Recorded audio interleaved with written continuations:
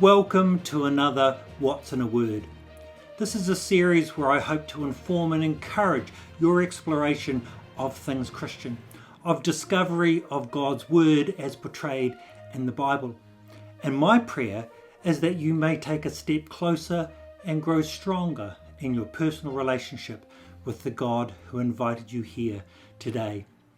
In this episode, we are going to examine Messiah with the help of the Bible Project. There's this crazy story at the beginning of the Bible. We have Adam and Eve, and they're in the Garden of Eden. And everything in this garden is great. It's exactly as it should be, except there's this one tree that they're told by God not to eat from because it's dangerous and it will kill them. So that's it. Avoid this fruit tree and we're fine. Right, it seems pretty simple. But in this garden, there's a snake, and it starts telling a different story. It says that if you eat of this tree, it's not going to kill you. In fact, it's going to make you become like God. And Adam and Eve, they believe the snake and they eat the fruit. And because of this, the goodness of the garden is tragically lost, and evil and death enters into God's good world. Now, why is there a talking snake in the garden? I mean, this thing is a problem. Yeah, it's very strange. And even more strange is the fact that the Bible doesn't say why or how this thing even got there. It just presents the snake as this creature who's in rebellion against God and that wants to get other people to doubt God's goodness and lead them on a path towards death.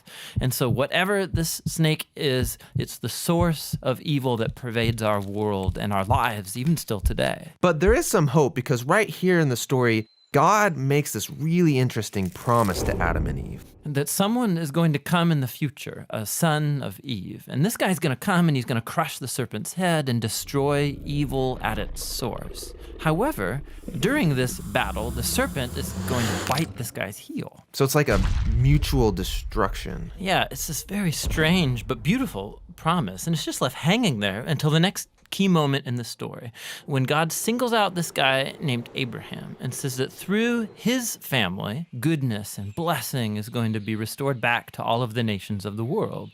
And as we follow this family, we get to one of Abraham's great-grandsons, this guy named Judah.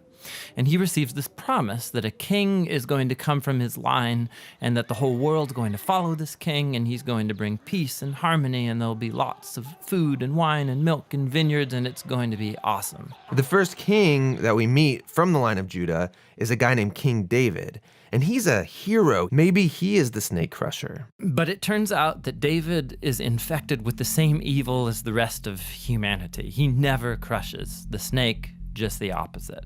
However, God makes a promise to David that this king is going to eventually come from his line. But as you go on in the story, one by one, each generation of his sons, they're just total chumps. They give in to the snake, they choose evil, they go after money and sex and power and following other gods. Things get so bad that they run the nation of Israel right into the ground, and the big bad empire of Babylon just takes them out.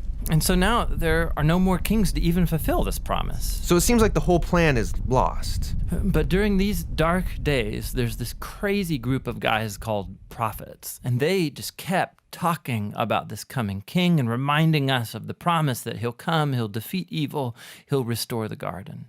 Now, one specific prophet, Isaiah, he tells us more about why this king is bitten. Isaiah says that the promised king receives this wound because of humanity's evil, and that it kills him. But then all of a sudden he comes back, and Isaiah says it's because he suffered this wound that he can now become a source of healing to other people. But the Old Testament ends, and the snake-crushing king that everyone's been talking about never shows up. And this is why, when the New Testament begins, it introduces us to Jesus of Nazareth, not as some random guy, but as someone who comes to fulfill these specific ancient promises. Yeah, we learn that he's from the line of David, Judah, and Abraham. And he goes around Israel announcing that the goodness of God's kingdom is here, now. And he begins confronting the effects of evil on people by healing them, by forgiving them of their sins and evil. Many people are now believing that this is, in fact, the promised king. But Jesus began telling his closest followers that he was going to become king and bring peace by taking the full effect of humanity's evil into himself. The fatal snakebite wound. Exactly. And so it seems like the serpent wins.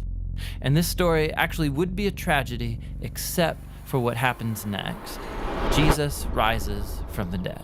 And now Jesus has the power over evil and death for himself. And so the rest of the New Testament is then making this claim that Jesus' power over evil and death has now become available to us to begin confronting the effects of evil in our lives. But even still, death and evil are a real problem in our world all around us. And so the story of the Bible ends by describing this future day when Jesus comes back and he finishes the job. He destroys the snake once and for all, and he restores the goodness of the garden here on earth.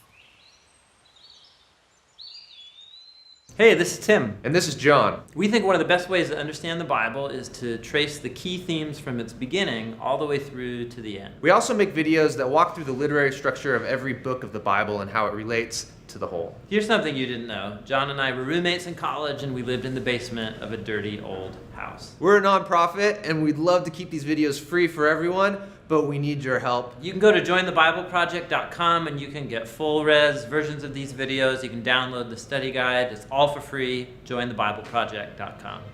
Thank you for watching this short episode, and don't forget to subscribe to Mott Anglican to ensure you get to discover more of the love God has for you as shown through his Son, Jesus Christ.